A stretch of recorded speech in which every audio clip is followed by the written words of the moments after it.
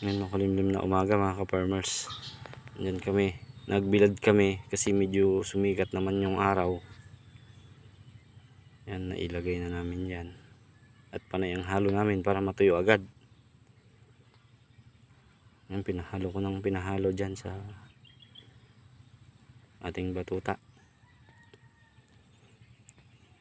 Para mabilis matuyo. Kasi pag di natin pinaharo, mabubulok. Sayang naman. Dahil habang naghihintay kami dyan, yun, biglang bumuhos ang ulan mga ka-farmers. Yun, madali kami, hindi na namin nakuhanan yung video. At ayan na, oh, awawa kami dyan na naghabol ng may sasalba sana namin, pero inabot pa rin kami ng ulan. Hirap.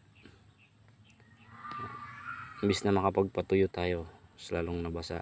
Then pagkatapos namin dyan, ayan na, biglang sumikat din yung araw. Naranasan nyo rin ba ito mga ka-farmers?